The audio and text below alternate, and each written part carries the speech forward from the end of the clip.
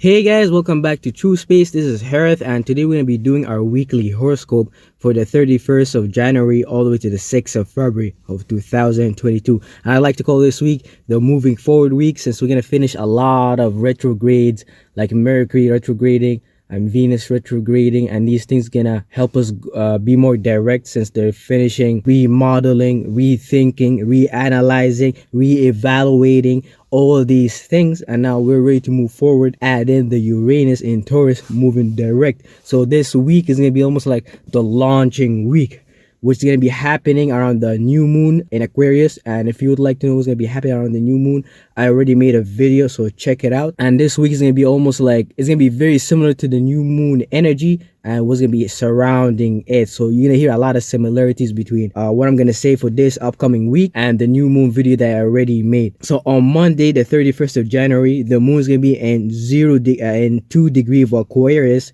which is going to be sextiling Caryon in 9 degrees of Aries. So this means that we're going to be creating new ways to emotionally react to being fixated and rooted in our way of pushing and externalizing our ideas, thoughts, communication to create association for the purpose of being revolutionary, for the purpose of being inventive, which is sextiling, seeing opportunities for the wounded healer Caryon to help us heal our sense of self, who am I, so we can take action and be more assertive about that area of life, which can prevent the birth of these new emotions. So the new moon as Aquarius is going to bring a lot of new refreshed energy to help us deal with the way we externalize, push out our communication, our knowledge, the way we associate with people, and the way we network. But you just got to figure out which area of life it's happening in, so you know where you're going to be utilizing this new moon energy in. And the new moon energy in Aquarius is going to be sextiling Caryon, so it's going to help us see opportunities to deal with these things dealing with ourself. Who am I? Aries, the self, because Caryon right now in Aries is healing that area. A lot of us have a hard time to be more assertive, to take actions, to externalize our passions and desires because of certain vulnerabilities that happen in our early childhood. And Aries tends, since it's the first house, the first sign, it tends to play out as a representation of our early childhood. So Caryon right now is healing that area, is providing all that, is fixing the wounds that you developed in your childhood trauma and things of that nature. And the new moon in Aquarius is going to help you see opportunities through the sextile to deal with these things, these fiery, imaginatory, intuition-based things from a much more logical perspective, because this is what type of energy that Aquarius bring us being fixated in utilizing logic and the mental realm. This is why their thoughts are looked as abstract. They're abstract because they go so far in that thinking mental realm and things of that nature. So definitely figure out where you're gonna have the new moon in, and where you have Caryon in Aries, which house. The house shows you the area of life. So for example, I'm gonna have the new moon happening in my 3rd house, so I'm gonna experience the new refreshed energy to approach my association, abstract thought, and network in the area of my siblings, short distance travel, early lower form of communication, or even publishing, writings, and things of that nature. So the new moon in Aquarius is gonna help me approach these things from new ways, to help me be more logical, to help me be more fixated and rooted in being a unique individual among other people in the area of my 3rd house. But that's gonna sextile see opportunity for me to heal and help and deal with Caryon in Aries, which I have in my 5th house. So Caryon in Aries in my 5th house is dealing with my sense of self, healing it for the sake of me being able to jump into my pleasures, social life, to be more expressive, to jump on the stage, fix some things that I entertain too much and make it more work-based and things of that nature, instead of just being entertained all the fucking time, because that's what the 5th house deals with. It deals with entertainment, pleasures, social life, and things of that nature, but mainly being jumping on the stage to be expressive. Also, the new moon in 42 degrees of Aquarius is going to be squaring Uranus in Taurus. There's new ways to emotionally react to being fixated and rooted and sometimes stubborn in our ways of communication, analyzing, when it comes to our association, our abstract thought for the sake of being inventive, is going through major learning opportunity, a square with the way we would like to innovate to bring dynamic change to the way we like to be fixated and the way we would like to earn money. It's going to bring a lot of challenges, but since it's the new moon in Aquarius, it's going to help you view these things from a new approach to feel more refreshed and deal with these things easier. And the new moon in Aquarius is going to be squaring Uranus in Taurus. So that's going to create learning opportunity for you to handle that Uranus energy, since it brings a lot of abrupt changes. It brings a lot of sudden things you can't control. And that all that is happening in Taurus, our material realm, our assets, the way we earn money. And if you understand society and the way things are happening right now, especially Pluto in Capricorn destroying all the old infrastructure, Uranus in Taurus, which is debilitation for Uranus since it's losing energy, having a hard time to bring the uniqueness, originality when it comes to achieving in our material realm. If you look at the world right now, you see PP loans, you see the government bailing out companies, you see stocks jumping from $1 to 200 and things of that nature, like GameStop or AMC, meme stocks, NFTs blowing up, crypto blowing up, and things of that nature. The whole thing of the economy crashing down. If you look at the stock market, the crypto market, all things going down. So we're having a very hard time, and I believe we're gonna go to some form of like a mini recession. Like, because right now everything, all the prices have been inflated so high, and they're gonna continue getting inflated until we stabilize the economy, which might take a very long time. So I'm not expecting any sort of fix, but the new moon is Aquarius going to help us to deal with these things much more better. All these things, chaotic things going on with Taurus due to Uranus bringing all these sudden changes. So the new moon is going to bring new, refreshed ways of dealing with association, abstract thought, which is going to help us to learn more opportunities or create more opportunities to deal with these things going on with Uranus in Taurus, which is going to be quite good. Also, Mercury is still retrograding at 25 degree in Capricorn, which will conjunct Pluto in the 26 degree of Capricorn. So this means that the way we think and create ideas right now is hitting a U-turn. We're rethinking a lot of these things due to the retrograde, to rethink something dealing with the way we would like to create restriction boundaries to achieve the material wealth we would like to receive for our status, business. But that will go through major transformation, death, power up for the sake of working hard to help us to achieve that business we desire. So Pluto is going to a major transformation to the way you think and the way you're going to be approaching the material realm and things of that nature. And depending on which side of the energy you are in, you might experience the positive side of Pluto, which is going to bring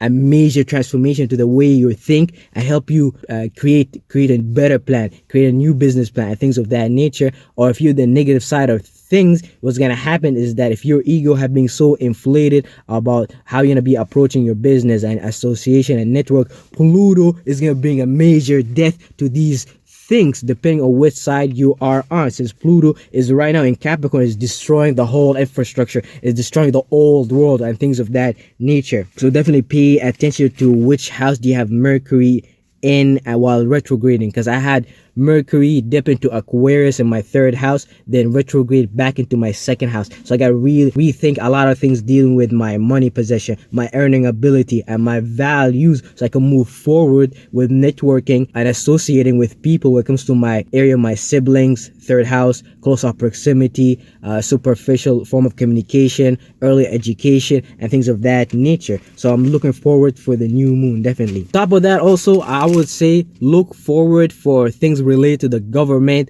and news and media attempting to either lessen the restrictions of COVID-19 and all these viruses to allow us more freedom, or them adding more restriction, more control, because you gotta realize right now we're experiencing Aquarius energy as a whole collective together. You see different groups of people, for example, Black Lives Matter, LGBT community, Muslim community, Christian community, people fighting for their freedom in Ukraine, in other countries, Africa, the whole place. You see people are dealing with heavy energy of groups that are getting controlled by what rules Aquarius, Saturn deals with control, restriction, and boundaries. So the government, or whatever you want to call the shadow government, is utilizing that energy of Saturn to control the way we associate together as a humanity, as a collective. So definitely watch out for the new restrictions or new ways of controlling us through the government or through the news, media, and things of that nature. On Tuesday, February the 1st, we're gonna have the new moon in 18 degree of Aquarius, which is going to go through a conjunction with the sun in 11 degree, and then hit another conjunction with Saturn in 15 degree. So the new moon is gonna we can experience the new moon and new refreshed energy in Aquarius. Our association and things of that nature was gonna hit a conjunction with the sun. That's a power up. They hit another conjunction with Saturn. This is gonna bring a lot of power up. So all this means that our ability to reflect and react to our association, our abstract thought, have matured into the 18th degree, because earlier on Monday we're in the first degree of Aquarius. So on Monday we may not know how to approach these things, but later on, like Tuesday, we're gonna be in the maturing or the adult degrees of Aquarius. So we're gonna have matured in the 18th degree of Aquarius and received power up from Apollo, Horus, the sun, which is currently illuminating, upgrading our ability to be more rooted in the way we would like to communicate, analyze our abstract thoughts, to associate, to network, which I like to describe as our nervous system getting upgraded to help our mind. So whenever you have the sun moving through the 12 houses from a psychological perspective represent different virtues and principles that we're focusing on, since the sun is bringing light to these different areas. But these virtue and principles, these houses, play out in medical astrology or in a more dense form as our different body parts, because the sun is a representation of your solar plexus moving through your body, and your body is a representation of the 12 houses, which represent 12 different virtues and principles, which can play out physically at different body parts, different organs. So the sun right now is illuminating the areas of Aquarius, and Aquarius rules our nervous system. Aquarius rules our meridian system, which is a system in Chinese medicine understood as energetic pathways that allow qi to flow through, and qi tends to play out physically as our blood, hormones, and oxygens. So Aquarius rules circulation,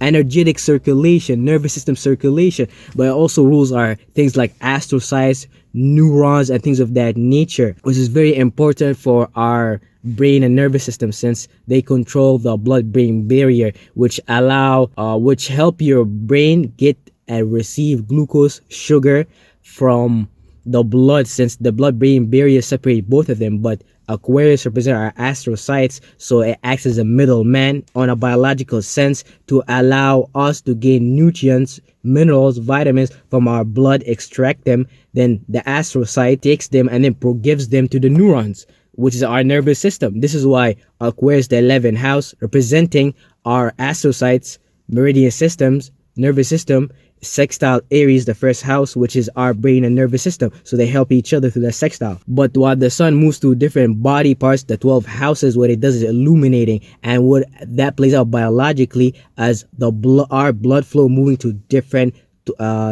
body parts, which represent the 12 houses. And every time the sun or our blood moves to a different area, and we understand that our sun brings minerals, vitamins, what does our blood carry? Oxygen, hemoglobin, and things of that nature. And when we experience blood flowing to another area, it's replenishing these different areas. So the sun right now is focusing on replenishing, adding more blood to the area of Aquarius, the 11th house, which represent our nervous system, our meridian system, our astrocytes, and things of that nature, was going to help give us an upgrade on how we're going to utilize our higher mind in the subconscious realm. Since Aquarius energy, it's fixed energy, so it makes us be more fixated, rooted, determined in one thought, and learn how to take one thought and an idea and take it to a whole nother realm.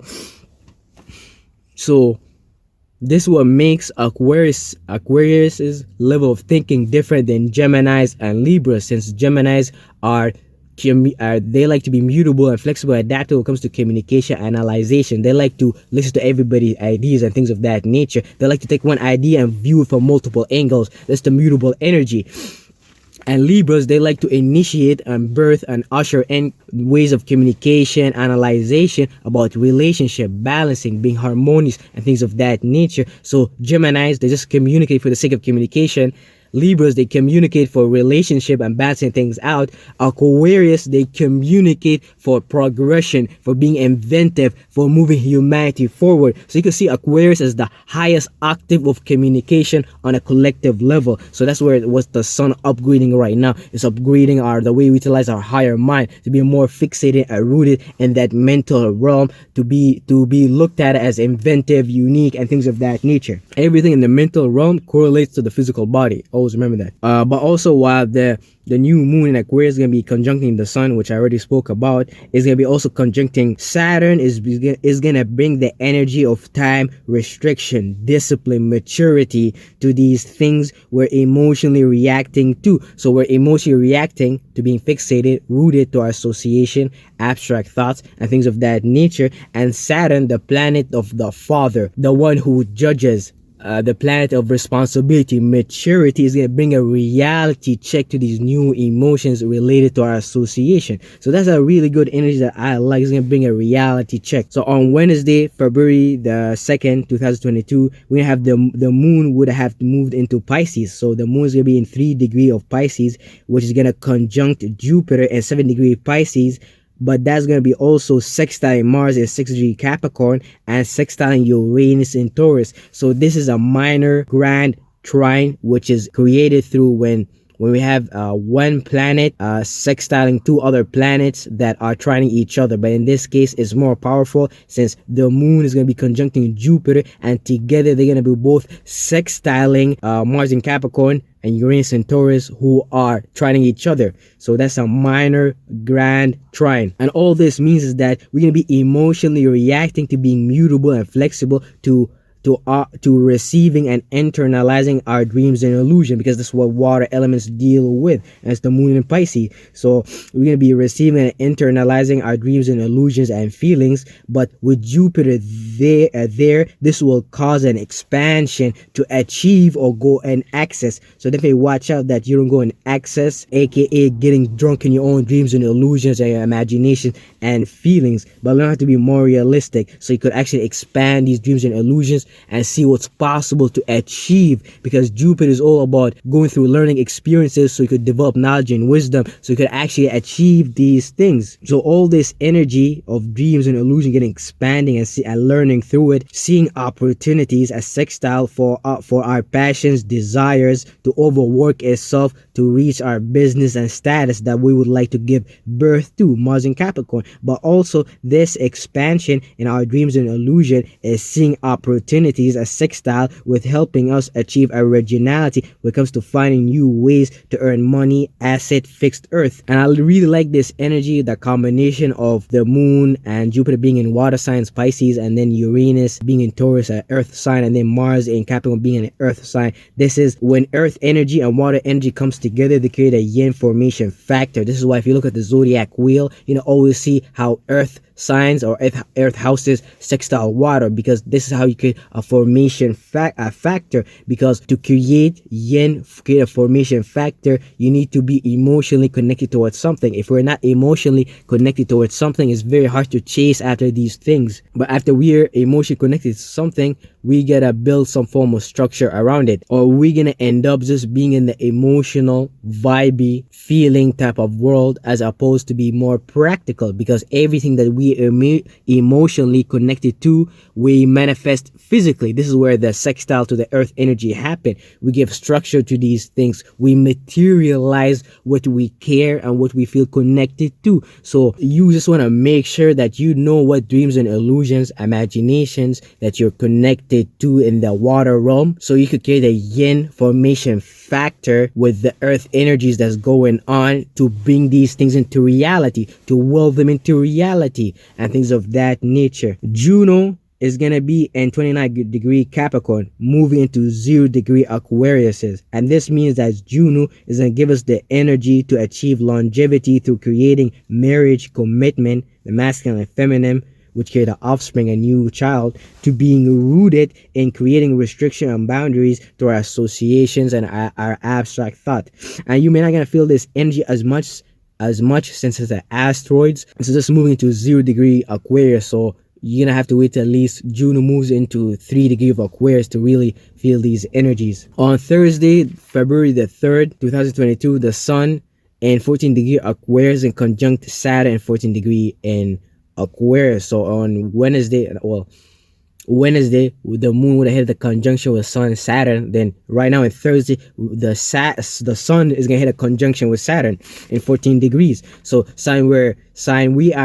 we are in the fixated mature degrees of Aquarius. We will be more rooted, determined in externalizing and pushing our knowledge, ideas, and communication for the sake of networking, association, which is going to be conjuncting Saturn Aquarius, which will help us add more restrictions, boundaries, responsibility, mature when it comes to our association, our abstract thoughts. Just watch out for the learning opportunities that's going to be created with Uranus and Taurus, because we already know that Saturn in Aquarius being squaring Uranus and Taurus for a while, so it's very hard for us to bring those structure, bring restrictions and boundaries to our thoughts, to create more learning opportunities for us to achieve in our material realm, to create new ways of earning money and things of that nature. That's square. So you definitely want to watch out for that square when the sun hit a conjunction with Saturn, which is going to be squaring Uranus in Taurus. It's going to create a lot of learning opportunities. So just keep your mind open. Even though things are going to get hard, since square energy tends to bring a lot of tension, you also want to kind of be careful and keep an open mind. But also on Thursday, the moon in 19 degree Pisces is going to conjunct Neptune in 21 degree in Pisces, because we already had in Wednesday the moon conjunct Jupiter, so we're experiencing an emotional expansion in the dreams and illusion. But now the moon in Pisces in 19 degree Pisces is in conjunct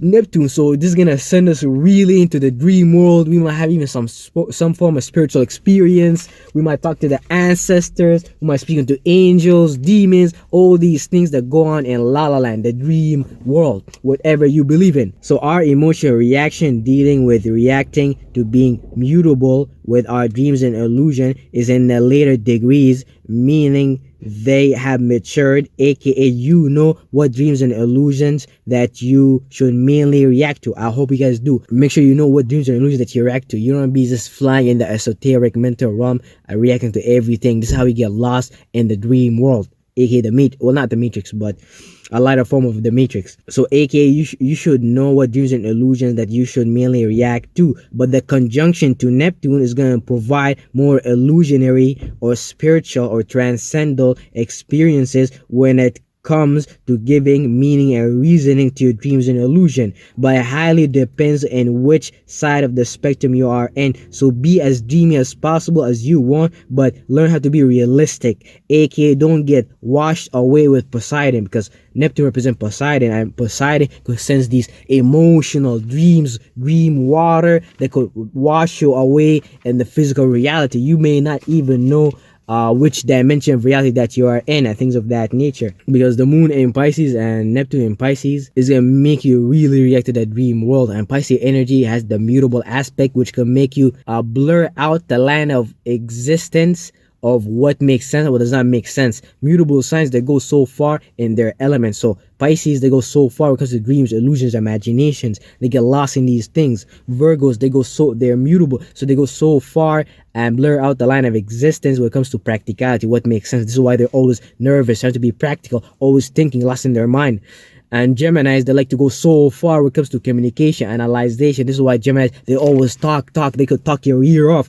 Sagittarius, they go so far in the realm of dreams and illusions and imagination. This is why Sagittarius, they like to express a lot of crazy things. And sometimes you might even think Sagittarius going so far out, and you might be looking at this person like, is this person on his right mind? Because Mercury is debilitated in Sagittarius, so they try to talk about a lot of things they don't even know how to logically interpret it. Like, their mind is so big with that imaginations and vision and those broad-minded conclusions about reality, they don't know how to explain it. But that happens to all mutable signs. But either way, on Friday, February the 4th, Mercury would have finished retrograding in 24 degree Capricorn, and this means that we just finished rethinking, analyzing the association of abstract thought that can help us restructure how we want to receive and internalize the restrictions and the boundaries that we would like to receive for our business status, so we can actually move forward with externalizing it. Sign Aquarius is the masculine side of Saturn, while Capricorn is the feminine side of Saturn. So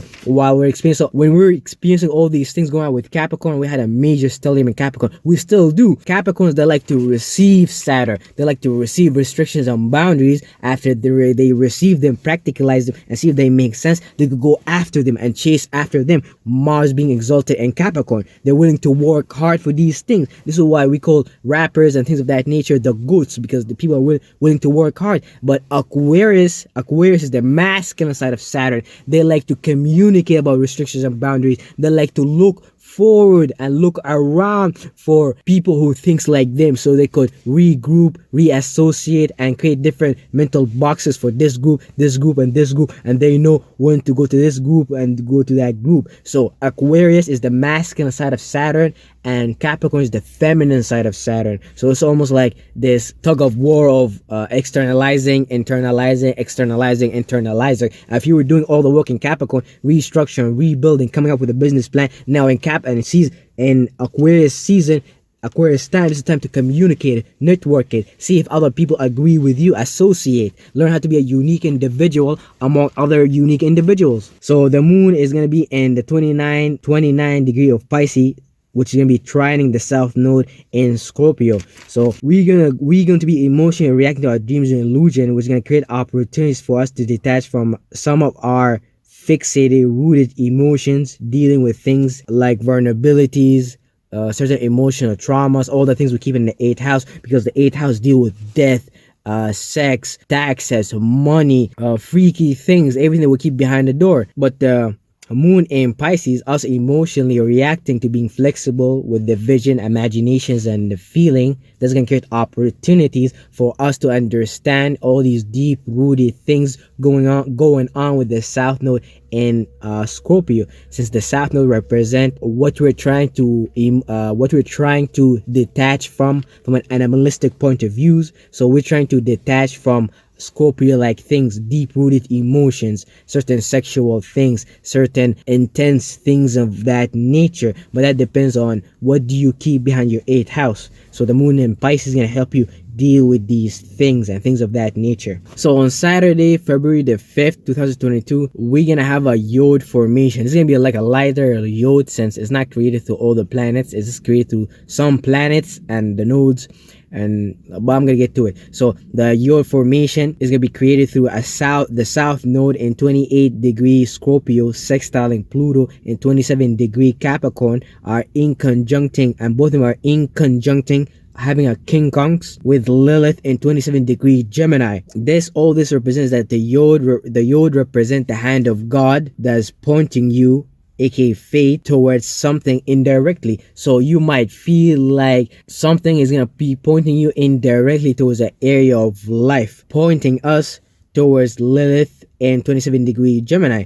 And all this means that Pluto is making us go through major transformation to help us birth new business and status, which is seeing opportunities as sextile with helping us to detach from certain scorpionic things. Remember that water, earth, yin formation factors. Water prevent us from becoming too dry, and then earth prevent us from becoming too emotional by providing a structure. So that's a nice sextile going on with there. And all this is indirectly pushing us to deal with the fact that we may have a real gift in communication. However, we don't always use it to the best of our ability. So Lilith makes us feel some sort of dark emotions. Lilith could bring the energy of doing certain dark type of things when it comes to communication. You might be one of those people who communicate and say certain things to get a reaction out of people and things of that nature. And then the Yod right now, sextiling Scorpio and the Pluto, is making you really pay attention to these things, so you could become more authentic, so you become more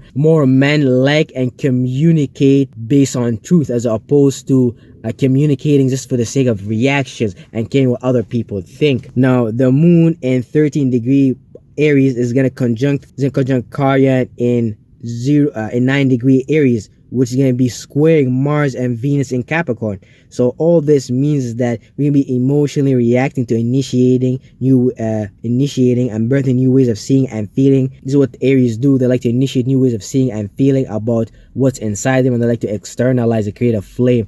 Aries, that like to create almost like fireball jutsus, fireballs, and shoot it at people. But those fire represent imaginations and visions. So they do that in a cardinal way. They do it quick. They do it all the time. It's almost like non-stop. Like Aries, when Aries go off, they look like a lighter that can't stop lighting itself and things of that nature. But while we're emotionally reacting to birth new ways of seeing and feeling about things, that's gonna be blended with the energy of healing, our belief of inserting and externalizing our sense of self, since the moon in Aries is going to be conjuncting Chiron. So we're going to be really emotionally reacting to ourselves, to initiate new ways to feel about ourselves, so we could become more assertive, so we become more of who we are. But remember, these energies will be going through our learning opportunities as square with our intent, passions, desires, Mars, and also Venus, what we love, appreciate, even indulge in, all dealing with our business and status. So the moon in Aries is going to be conjuncting Aries, making us emotionally react towards ourselves.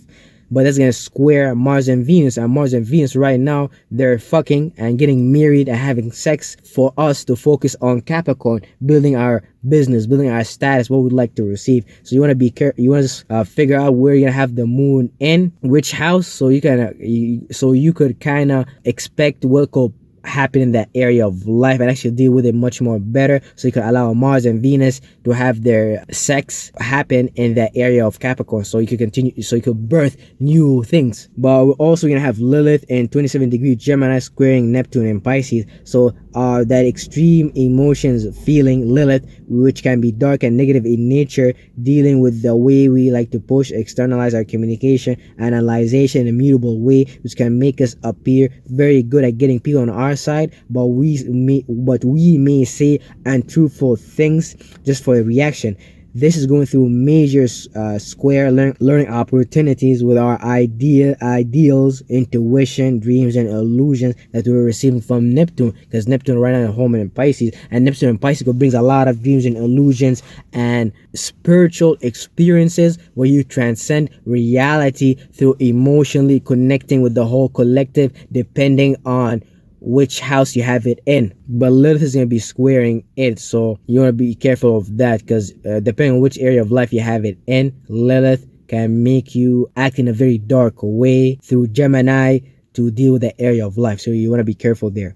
And finally, on Sunday, February the 6th of 2022, the moon is going to be in 28-degree Aries cusping Taurus, squaring Pluto in 27-degree Capricorn, plus Mercury in Capricorn. So the moon in Aries, which is cusping Taurus, is going to be squaring both Pluto in Capricorn and Mercury in Capricorn. So our emotional reactions have matured when it comes to initiating new ways of seeing and feeling, while adding energies of being rooted in our personality, in our practicality. So the moon represents our emotional reactions, which is making us emotionally react to initiate new ways of seeing and feeling about things. Aries, fire, imagination, intuition. But with that 28 degrees, which is a cusp, we can add a sense of practicality and what makes sense. So we're emotionally combining the power of fire and earth, which create lava, meaning passion in form of practicality. But that is going through major learning situation, was going to create tension with the need to transform or give depth to our business and status. So during Sunday, you're going to be trying to emotionally give birth to visions and imaginations that had a sense of being rooted in practicality and what makes sense. Aries and Taurus, but that's going to go through major learning situation, a square attention with Pluto and Capricorn, since Pluto and Capricorn is transforming Capricorn, is transforming the way we approach business, status, and things of that nature. So you want to make sure that whatever you're going to be emotionally reacting to in terms of initiating visions and imagination, you want to make sure it makes sense and it does not go through major tension with Pluto and Capricorn. This is why Aries naturally square Capricorns. Aries naturally, they want to birth this new emotion, not the new emotions, but new visions and imagination. And fire and water belong to the same feminine energy. This is why fire signs are actually emotional, just like water signs, but they just express that emotion in a very masculine way. So it makes you believe that they're masculine, but they're actually not. They're feminine. Water and fire both are yin, feminine, but water is the internalization of feelings, so it becomes water. And fire is the externalization of emotions and feeling, which becomes fire. And earth and air, both of them deal with masculine energy, but earth is the internalization, the receiving, the feminine aspect of the masculine energy, making sense to practicalize. This is why Capricorns, Virgos, they all want to practicalize and make sense of reality. And air signs or air energy is the externalization, the push out of masculine energy. Since masculine energy deal with making sense, creating structures and creating lines, triangles, and things of that nature, and they externalize these things. But also on Sunday the 6th, we're gonna have Mars in around 8 to 9 degree Capricorn conjunct Venus in 11 to 12 degree Capricorn. And I believe they're going to be conjuncting each other for a while. They're going to almost have this tug of war in Capricorn. They're going to be chasing each other. You can kind of view it as Mars being the god of war and Venus being the lovely princess. And right now, Mars have finally caught up to Venus, and right now they could have their sex. They could enjoy themselves, and which is gonna play out in a crazy way. So all this means is that we're going to experience a blend, infusion, sex of our passions, intent, desires, marrying what we love, appreciate, and indulge in. So we're going to be blending the energy of the god of war, Mars, taking action, having passion and desires, blending it, having sex with what you love, indulge, and appreciate, creating a power up for us to go after our business and status that we would like to receive in our life. Masculine and feminine create new birth, new child, new things to bring into reality. This is why Mars are masculine and Venus is feminine, and having both of them in the same house, which is going to be conjuncting each other for a while as they move through Capricorn, is going to really bring us the power up to chase after our business status and things of that nature. So I really like this energy. But the same way how the stars works is the same way how humans work in the third dimensions. Since the stars and the houses and the star and the constellations, they exist in the higher dimensions. This is the same way how man and female, you could call man Mars and call female Venus, come together. And when they come together to communicate, aka both of them bring their chakras together, that's a conjunction, aka sex, which allow them to produce a child. So you could look at how men and female in the third dimension have relationships come together. That's a conjunction.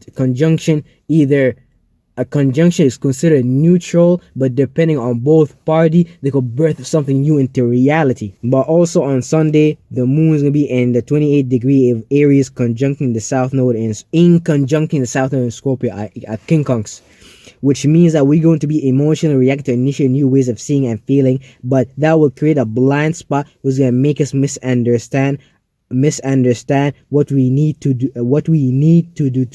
to detach or let go of some of our deep rooted emotions like vulnerabilities and things of that nature, since the moon right now is making us emotionally react towards expressing Mars, expressing our passions, desires, and things of that nature, while the south node of Scorpio is making us to detach from the feminine side of Mars.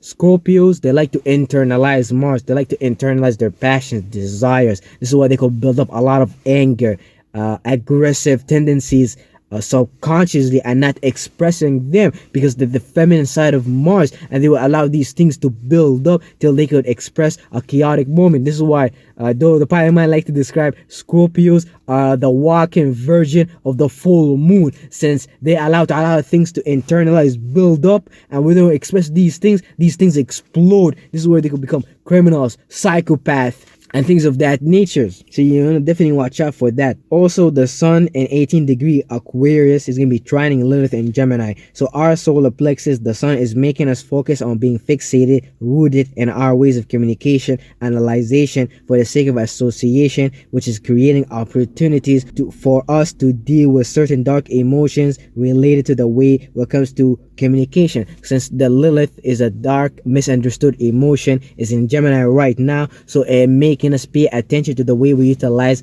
our mutable, flexible, adaptable ways of communicating, because we could be one of those people who act like utilize this Gemini energy in such a way where we communicate for the sake of being flexible and adaptable. This is why it looks like Geminis would agree with everything you want to say, but subconsciously this is playing devil advocate, and they want to see how they want to see what type of things you want to say and things of that nature, and they will never agree with you because they're mutable and flexible. They like to look at one thought, one idea from multiple angles, and Lilith in Gemini right now could make you do very dark things when it comes to that Gemini energies, because you want to gain attraction, you want people to pay attention to. It could make you say a lot of untruthful things, aka playing devil advocate like Geminis. But that trine, the sun being Aquarius, is making us pay obviously to our association to be more authentic and to be more rooted and stubborn about how we communicate and analyze for the sake of humanity, for the sake of collective, a higher octave of communication,